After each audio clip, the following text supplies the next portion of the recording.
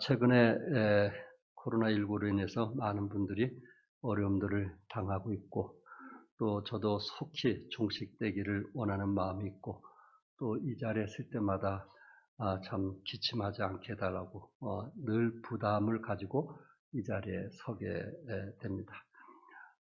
어떤 집사님께서 저희 집사님 몇 분을 초청하고 식사 대접을 하면서 그 전에 저에게 이런 얘기를 했습니다. 목사님, 5월달까지는 참아보겠다고 했는데 5월달이 지나고 나서는 너무 힘듭니다 하는 이야기를 하시더라고요.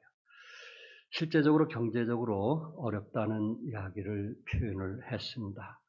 물론 그렇지 않는 분들도 여기에 많이 계시지만 또 이런 속에서 힘들어한 분도 있다라는 것을 말씀을 드리면서 오늘 특별히 옷자락에서 전해진 그 사랑을 통해서 우리 사랑하는 식구들이 좀 힘을 얻고 승리할 수 있기를 바랍니다. 12년 동안 혈루병을 앓은 여인은 많은 의사를 만났지만 도리어 병이 중해지고 또 가진 재산마저 치료비로 모두 허비하고 말았습니다. 예나 지금이나 병은 병으로 끝나지 않습니다.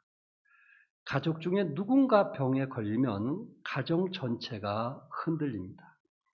병에 걸리면 치료비 때문에 가게 경제가 이틀없게 되고 가족 간의 다툼이 일어나고 결국 가족 파탄으로 이어지는 것을 주위에서 보게 됩니다. 최근에는 노년에 병이 들면 의료비로 인하여 심각한 사회 문제로 대두되고 있는 것을 우리는 잘 알고 있습니다. 어떤 분이 의료 분야에서 통계를 내었는데 우리나라의 경우 65세부터 사망 시까지 예상되는 의료비가 8,100만 원이 든다고 합니다. 평균을 얘기합니다. 8,100만 원, 65세 이상 되신 분. 한국 사람의 사망 원인이 제1위가 암인데 암은 1인당 치료 비용이 간암의 경우 6,600만 원이고요. 폐암의 경우에는 4,600만 원 정도라고 합니다. 그런데 암 진단을 받으면 대부분 일을 그만두게 되는데 소득은 줄고 의료비 지출이 많아져서 결국 가정이 무너지는 경우가 많다는 것입니다. 물론 보험에 드신 분은 예외가 되겠지만요. 그러므로 가족 중 누가 큰 병에 걸리면 환자의 인생뿐 아니라 가정 전체가 흔들리게 되는 것입니다. 여러분과 제가 살아가는 이 시대도 그런데 그 당시 보험도 되지 않는 예수님 당시에는 어떠했을까요? 오늘은 혈루증 여인을 통해서 절망과 그 낙심, 실망으로부터 어떻게 회복하고 이겼는지 이 말씀을 나누면서 또한 함께 은혜가 되시기 바랍니다. 첫째, 이 혈루증으로 절망한 여인의 모습이 25절과 26절에 기록이 되어 있는데 우리 함께 읽도록 하겠습니다. 시작. 12해를 혈루증으로 앓아온 한 여자가 있어 많은 의사에게 많은 괴로움을 받았고 가진 것도 다 허비하였으되 아무 효임이 없고 도리어 더 중하여졌던 차에 12년 동안 혈루증으로 고생한 한 여인에 대한 이야기입니다. 여인의 병명은 뭐였어요? 혈루증이었습니다. 혈루증이라고 하는 것은 피를 쏟는 병, 하혈하는 병입니다. 레위기 15장에서는 이것을 유출병이라고도 표현을 했는데 유출병이라는 것은 그 한문의 뜻 그대로 계속 흐르다는 말입니다. 다시 말해서 이 성기에서 계속적으로 피나 정액 등 분배물이 계속 유출되는 현상이나 질병을 말하고 있습니다. 학자들은 이것을 임질, 요도염, 성병 이렇게 표현을 하고 있고요. 현대의학으로는 자궁내막염이라고 말하고 있습니다. 특별히 혈루증 걸린 여인은 한 해 한 해 지나갈수록 절망과 실망뿐이었고 산다는 그 자체도 어떻게 보면 사치스러운 일이었고 늘 참 죽지 못해 살아가는 그런 여인의 모습이었습니다. 본문에서 여인의 마음의 표현을 이렇게 했는데 많은 의사에게 많은 괴로움을 받았다 그랬어요. 의사를 통해서 오히려 위기되고 도움이 돼야 되는데 만나는 의사들마다 오히려 그 병을 더 악화시키게 만들었다고 했고요. 또한 가진 것도 다 뭐 했다 그랬어요? 허비하였다고 했습니다. 오히려 의사를 만나면 만날수록 병이 더 심하여 실망과 낙심만 더 커졌을 뿐입니다. 이 여인은 12년 동안 이 혈루병과 싸우다가 결국 지치고 또한 피곤해서 삶의 희망이 사라져 가게 되었을 것이고요. 이제 참 삶조차도 포기하고 싶은 그런 마음이었을 것입니다. 어둠의 세계가 꿈과 희망을 질밟아 버렸습니다. 또한 절대 절망이 억압함으로 살아갈 길을 놓쳐버리고 만 것입니다. 이 여인은 하늘을 쳐다보도 갈 길이 없고 땅을 봐도 피할 길이 없었습니다. 병으로 인해서 12년 동안 정신적인, 경제적인 고통은 말로 다 표현을 할 수가 없습니다. 물론 이런 질병이 어떤 성병이라고 하면 자기 실수로 인해서 그렇게 올 수도 있기 때문에 자기 잘못을 탓하면서 감당할 수 있겠지만은 이보다 더 감당하기 어려웠던 것은 사회적 고립이었을 것입니다.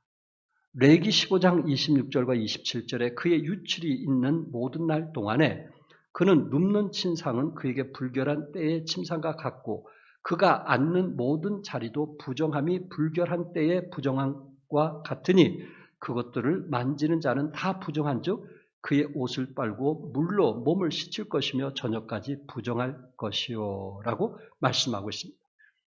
여인의 불결함은 다른 사람에게 전염될 수 있었기 때문에 누구든지 그녀와 함께 눕거나 앉거나 또한 접촉을 할 수가 없었습니다. 만약에 접촉한다면은 목욕을 해야 되고 의복을 빨아야만 되었던 것입니다. 아마 코로나19 지금 상황과 거의 흡사하지 않았을까. 그녀는 병으로 인해서 사회에서 축출당했고 또한 나환자와 같은 취급을 당했습니다. 12년 동안이나 사회에서 버려짐을 당한 그 여인의 고통, 그것은 자신의 질병보다 더 아마 외롭고 힘들었지 않았겠느냐 하는 것입니다. 주위의 사람들이 자신을 보면 피하기도 하고 또한 이제 서로 얼굴을 마주치면 말을 하려고 하지 아니했고 때로는 철 모르는 아이들이 돌을 던지며 비난 안 하고 조롱하고 업신여기는 이런 것들을 그 여인은 12년 동안 참 감당하기가 어려웠을 것입니다. 또한 이 여인이 그 당시에 회당이나 또한 성전에 참 나갈 수조차도 없었습니다.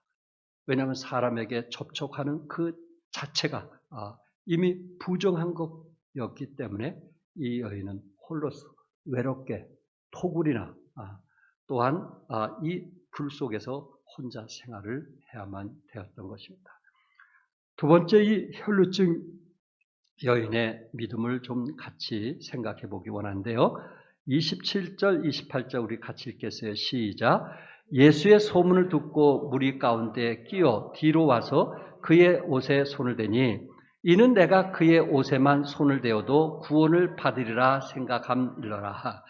주님의 옷에 손을 대어도 뭐를 받으리라고요? 구원을 받으리라 생각함이라고 했습니다. 절망적인 여인에게 좋은 소식이 들렸습니다. 27절에 예수의 소문을 듣고 누구의 소문을 들었다는 거예요?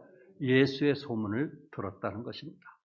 혈루증 걸린 여인은 예수님의 소문을 들었습니다.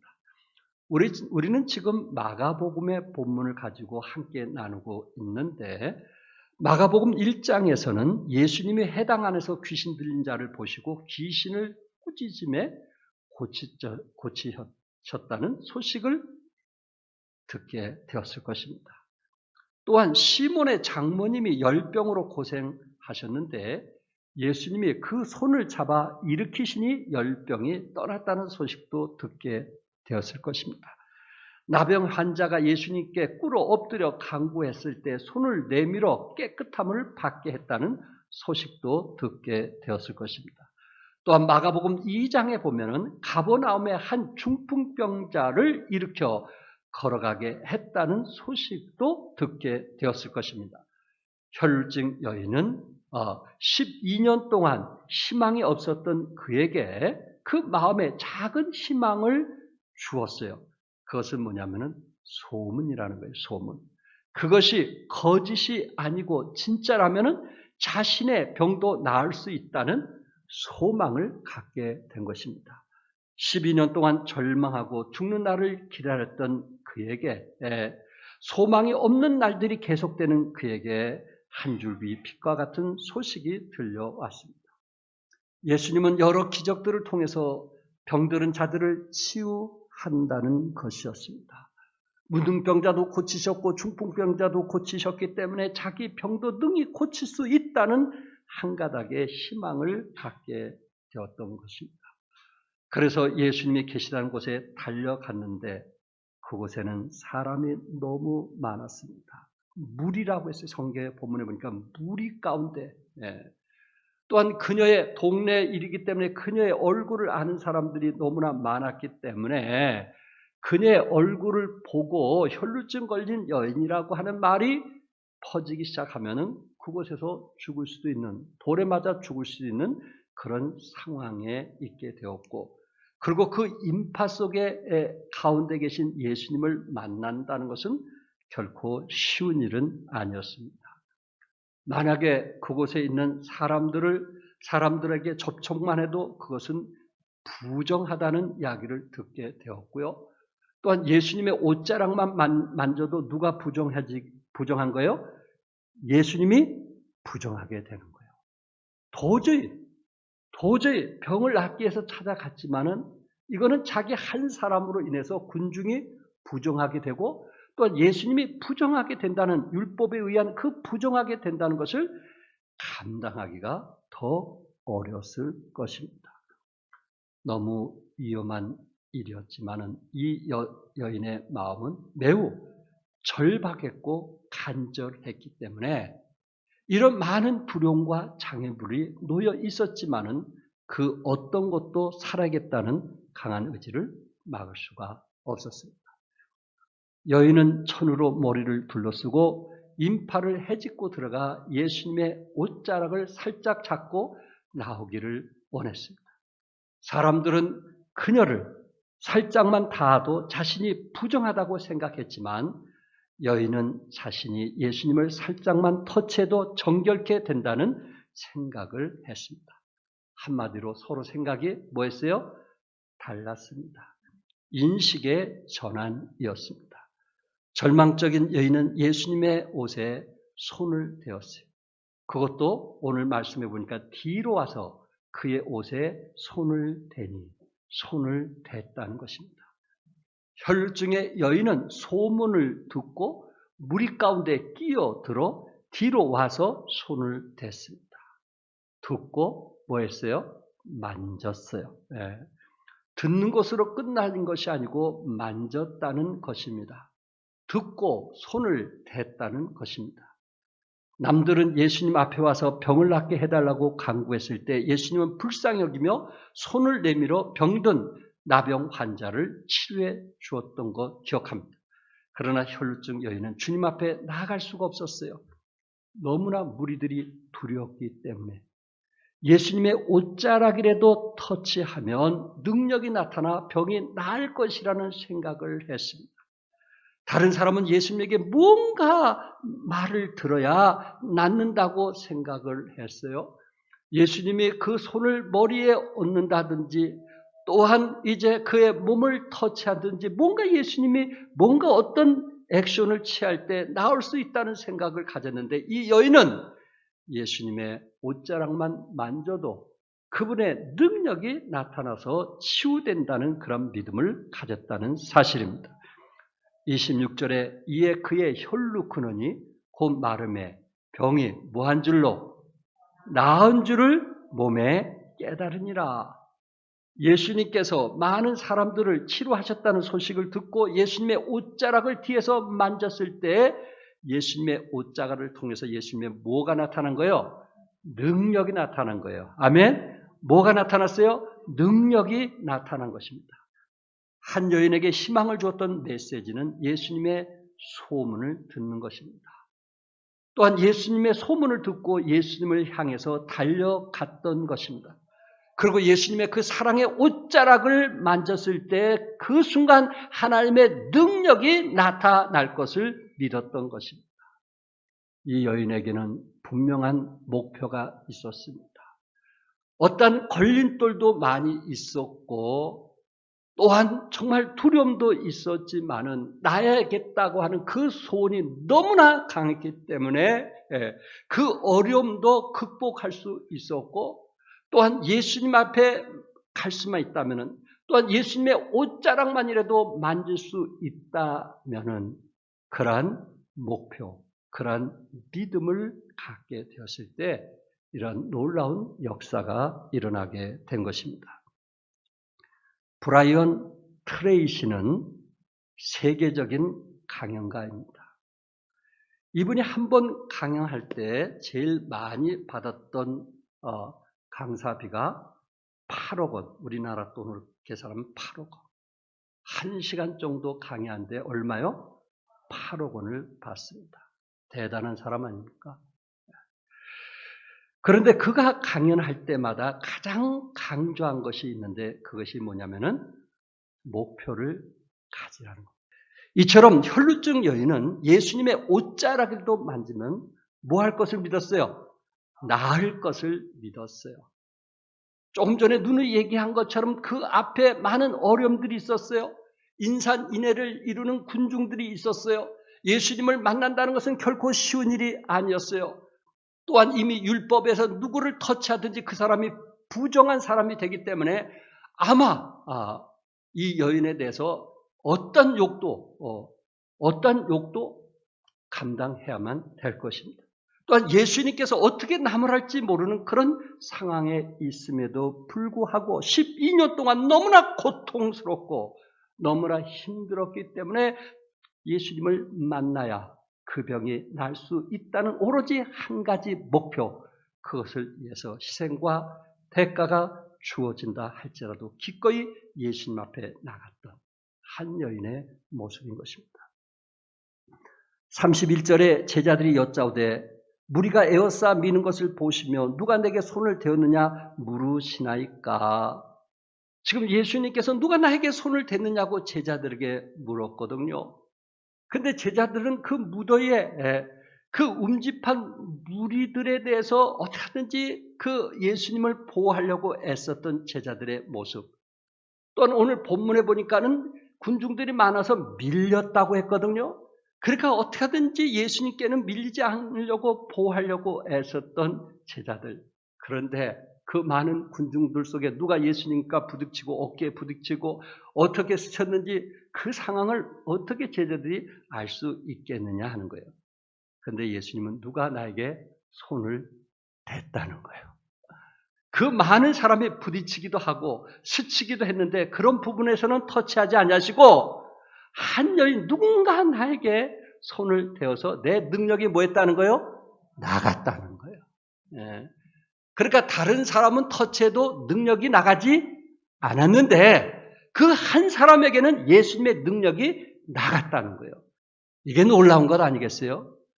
우리는 주님의 능력이 무한한 거 믿습니다. 그 무한한 축복을 어떤 사람은 누리면서 살아가는 사람이 있고 어떤 사람은 그 능력을 경험하지 못하고 살아가는 어리석은 사람도 우리 주위에 있다는 것입니다. 오로지 세상에 만족하기 때문에 그 영성의 축복을 전혀 누리지 못하며 살아가는 사람이 있고요. 어떤 사람은 정말 주님의 능력을 삶의 현장 속에서 체험하며 감격하며 기뻐하며 즐거운 하루하루를 보내는 사람도 있다는 것입니다. 중요한 것은 누가 내 옷에 손을 대었느냐 하는 것입니다. 우리 30절 같이 한번 읽어볼까요? 다 같이 시작. 예수께서 그 능력이 자기에게서 나간 줄 곧 스스로 아시고 무리 가운데서 돌이켜 말씀하시되 누가 내 옷에 손을 대었느냐 하시니 그 능력이 자기에게서 나간 줄을 곧 스스로 아시고. 여러분, 천국은 누구의 것이라 그랬어요? 누구의 것이라고요? 아멘. 누구 것이라고요? 아무나 주는 게 아니에요. 침노하는 자, 천국의 소망을 가지고 침노하는 자, 천국의 그 축복들을 누리고자 소원을 가지고 갈망하는 목표를 가진 사람들에게 주어지는 것이지 누구나 주어지는 것은 아니란 말이에요. 이처럼 주님의 능력이 나타난 사람은 그 많은 운집된 사람들이 이 사람 저 사람 부딪히기도 했지만 그 단 한 사람에게 주님의 능력이 나타났다고 성경은 말씀을 하고 있습니다.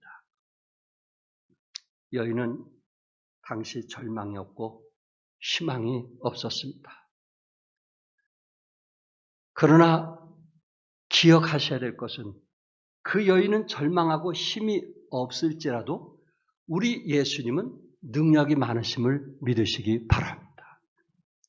이 여인이 혹시 12년 동안 이제 병으로 고통을 당해서 더 나아질 의사는 없다고 그 입으로 시인할지는 모르겠지만은 그러나 예수님은 살아계심을 믿으시기 바랍니다. 경제적으로 또한 사업적으로 또한 여러 가지 어려서 나는 안 돼라고 포기할 수는 있지만은 그 포기를 다시 한번 일으켜 세워줄 수 있는 하나님이 우리와 함께 하심을 믿으시기 바랍니다. 우리는 절망할 수도 있어요. 그러나 우리 곁에 절망을 일으켜 줄 수 있는 주님이 우리 곁에 있음을 믿으시기 바랍니다. 바로 혈루증 여인은 예수님이 그의 마지막 희망이요 또한 마지막 소망이었던 것입니다. 주님은 이 여인의 무엇을 보기 원했을까요? 믿음을 보기 원했습니다. 따르는 무리들이 많은데 걸림돌이 많은데 낫고자 하는 그 믿음이 있어서 도전하는 것을 보기를 원했던 것입니다. 인간적으로 볼 때는 그 사람하고 부딪히는 사람마다 부정하기 때문에 돌에 맞아 죽을 수도 있는 상황이고 예수님을 만지는 그 순간 율법에 의해서는 예수님마저도 부정한 사람이 되는데 그럼에도 불구하고 그 거친 돌을 뛰어넘을 수 있는 그런 믿음, 감정적으로 우리 상한 마음을 뛰어넘을 수 있는 그 믿음, 오로지 주님만 바라볼 수 있는 그 믿음을 보시고 하나님은 치료해 주셨고 그의 능력이 나타나게 되었다는 말씀입니다.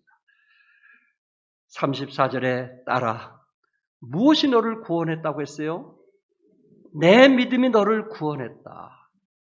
그 많은 무리들이 있었지만은 믿음을 가지고 예수님의 옷자락을 만지는 사람은 없었다는 거예요. 그렇게 많은 사람이 운집했는데 그 중에 혈루증 걸린 이 여인 12년 동안 고통하며 힘들었던 그 여인은 마지막 내가 믿을 분은 예수입니다. 마지막 그 믿음을 예수님을 믿고 그리고 예수님 앞에 옷자락을 만졌다는 것입니다. 마가복음 2장 5절에 예수께서 그들의 믿음을 보시고 중풍병자에게 이르시되 작은 자의 내 제사함을 받았느니라 하시니 믿음을 보시고 중풍병자를 일으키셨던 주님. 누가복음 7장 9절에 보면 백부장에게 이스라엘 중에서 이만한 믿음을 만나보지 못했느니라. 믿음을 보신 예수님. 누가복음 17장 19절에서는 나병 환자에게 일어나 가라. 내 믿음이 너를 구원하였느니라. 믿음을 보시고 나병 환자를 구원하시는 하나님. 사랑하는 성도 여러분, 나병 환자나 중풍병자나 귀신 들린 아이나 혈루증 걸린 여인은 무엇을 보고 치료하셨어요? 믿음.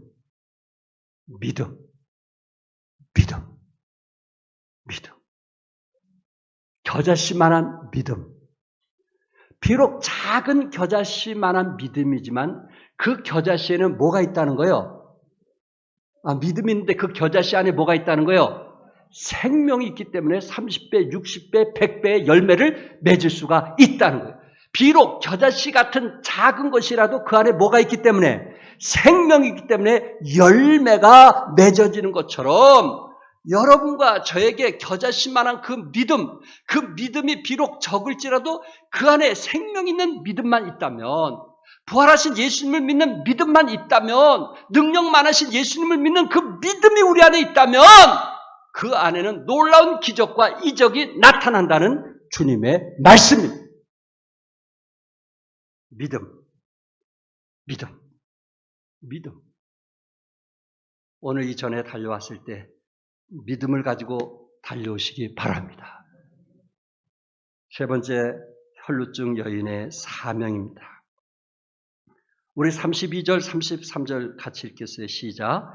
예수께서 이 일 행한 여자를 보려고 둘러보시니 여자가 자기에게 이루신 일을 알고 두려워하여 떨며와서 그 앞에 엎드려 모든 사실을 여쭈니, 혈루증 여인은 참 그 나았다는 그 생각 때문에 얼마나 기쁘고 행복했을까요? 근데 30절에서 예수님께서 누가 내 옷에 손을 댔느냐는 그 질문 속에 사실 이 여인은 병이 낫는 순간 그 무리 속에 숨어 있기를 원했습니다. 자기를 드러내기가 참 두려웠을 거예요.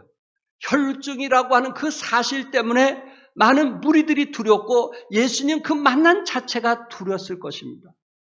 그런 예수님의 옷자락을 만지는 그 순간에 그의 병이 하나님의 능력을 통해서 치유되고 회복됐다는 그 사실로 인해서 그것으로 감격하고 기뻐하며 무리 속에 사라질 수도 있었다는 것입니다.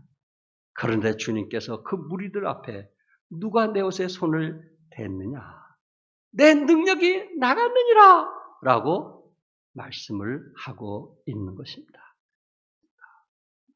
주님께서 누가 내 옷에 손을 대었냐는 질문 속에 우리 여인은 두려워하여 떨며 그 앞에 와서 모든 사실을 뭐 했다 그랬어요? 말했다 그랬어요. 그가 12년 동안 혈루증으로 고생을 했는데 예수님의 옷자락을 만지는 순간에 그의 능력이 나타나서 내가 치유가 되고 회복되었다고 모든 사람 앞에 선포를 했던 것입니다.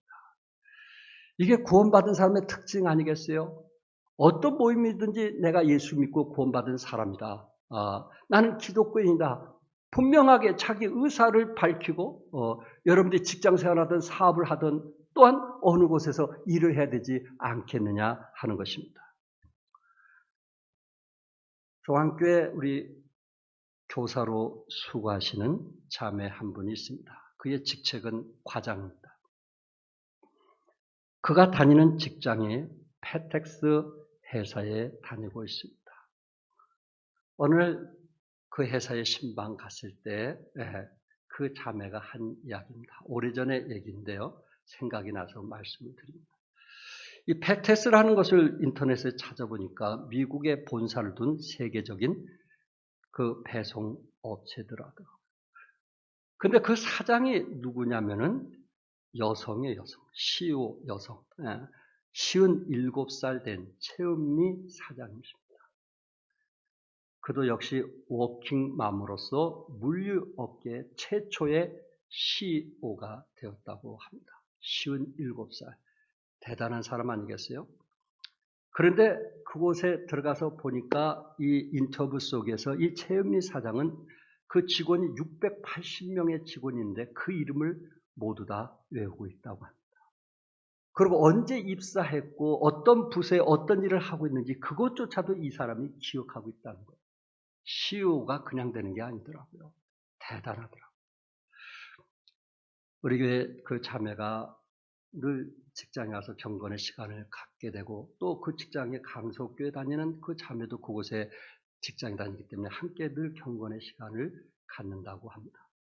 근데 하루는 이 사장이 자기에게 찾아와서 이런 얘기 저런 얘기를 하는데 그 본인도 기독교인이라고 하는 거예요. 자기가 여성으로서 CEO가 되기까지 하나님께 기도하며 지금까지 주님을 사랑하면서 이 어렵고 힘든 과정을 거쳐서 지금 이곳의 지사장으로서 일을 하게 되었다고 합니다. 그러면서 왜 그렇게 말했는지 모르지만 자기는 예수 믿고 지금까지 주님 앞에 온전한 11조를 드렸고 지금까지 믿음으로 살아왔다는 그 이야기를 하더라.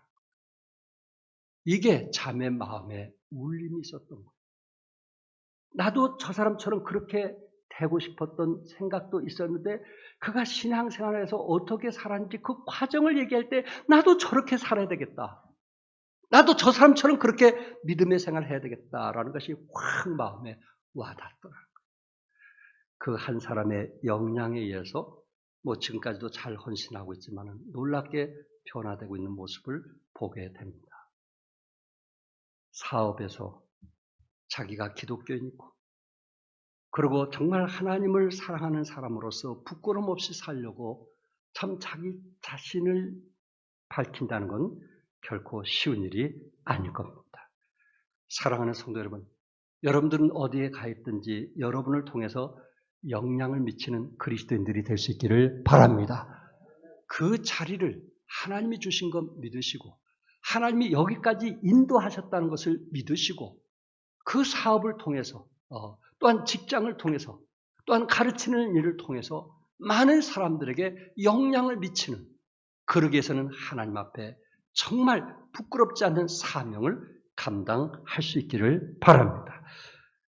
34절에 예수님은 딸아, 그 여인 보고 딸이라고 그랬어요.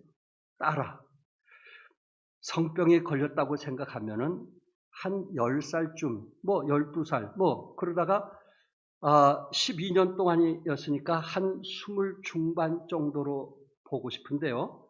그런데 그를 따라 내 믿음이 너를 구원하였으니 평안히 가라. 어떻게 가라고요? 평안히 가라라고 말씀했어요. 예수님께서 그 혈루증 걸린 여인, 어떻게 보면 불쾌한 여인 아니겠어요? 어떻게 보면 부정한 여인 아니겠어요? 그러나 그 부정한 여인이 치료가 되고 회복이 되었을 때 예수님께서는 그 여인에게 딸이라는 표현을 했단 말이에요. 사랑한다는 거 아니겠어요? 관심이 있다는 거 아니겠어요? 마음이 있다는 거 아니겠어요? 그가 과거에 어떤 짓을 했던 그것이 중요한 것이 아니고 그가 변화된 그 사실을 우리 주님은 기뻐하신다는 거 아니겠느냐. 우리는 어떤 사람을 될 때 자꾸만 과거를 생각하잖아요. 과거의 저 사람. 우리 주님은 그가 과거에 어떤 생활을 했든지 그것을 본 것이 아니고 새로운 피조물을 보시는 거예요. 거듭난 것을 보시는 거예요. 하나님의 자녀인 것을 보시는 거예요. 그러면서 치료받은 그에게 뭘 명했어요? 뭘 명했어요? 평안히 가라. 평안히 가라. 이 원문에는 평안을 향해 가라는 것입니다. 평안을 향해 가라. 사랑하는 내 딸아, 이제 평안을 향해 가라. 사랑하는 내 딸아, 이제 광야에서 생활한 내 딸아, 이제는 가나안 땅을 향하여 가라는 것입니다. 이 땅에 살아가던 내 딸아, 이제는 하늘의 소망을 가지고 부끄러움 없이 살아라는 메시지인 것입니다. 우리 종합교회 성도님들의 믿음을 보면 복음을 통해서 예수님을 안 후 한결같이 흔들림 없이 믿음으로 평안을 향해 달려가는 분들을 많이 보게 됩니다. 예수님을 발견하고 나서 인생관이 변화가 되었고 결혼관이 변화가 되었고 물질관이 변화가 되어 많은 분들에게 도전이 되고 본이 되는 분들을 많이 보게 됩니다. 여러분과 저에게도 혈루증 걸린 여인처럼 이런 절박한 상황이 있을까요? 없을까요? 원치 않은 절박한 상황이 있을까요? 없을까요? 원치 않은 절박한 상황이 우리에게도 있어요. 그래서 그것이 우리를 괴롭게 만들고 힘들게 만드는 것입니다. 이런 상황을 한계 상황이라고 부르기도 하고요. 갈 때까지 간 절벽이라고 말하기도 합니다. 그러나 여러분에게 마지막 제가 주고 싶은 메시지는 이런 절박함은 새로운 경험을 선물하여 받을 수가 있다는 것입니다. 새로운 경험을 선물로 받을 수가 있다는 것입니다. 한 예로 요셉은 형제들이나 보디발 장군의 아내로부터 절박함을 받았습니다. 절박한 생활을 했어요. 그러나 그는 애국 국무총리가 되는 선물을 받았습니다.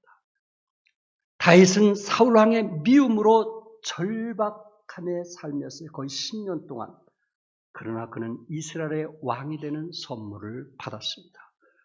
욥은 사단의 시험으로 절박함이 있었어요. 모든 것을 잃었어요. 그러나 배나 축복받은 선물을 받았습니다. 혈루증 여인은 질병으로 12년 동안 절박함이 있었어요. 그러나 그는 예수님을 만난 후에 치료가 되고 회복되는 선물을 받았습니다. 사랑하는 성도 여러분, 왜 우리에게 절박함이 없겠어요? 그런데 끝까지 믿음의 끈을 놓지 않는 사람에게 하나님은 그 절박함이 선물로 바뀌어지더라는 것입니다. 그 절박함이 하나님의 은혜로 바뀌어지더라는 것입니다. 우리의 삶에 절박함이 있을 때 혈루증 걸린 여인처럼 회복되시고 하나님의 은혜가 더하시기를 주님의 이름으로 축복합니다. 기도하겠습니다.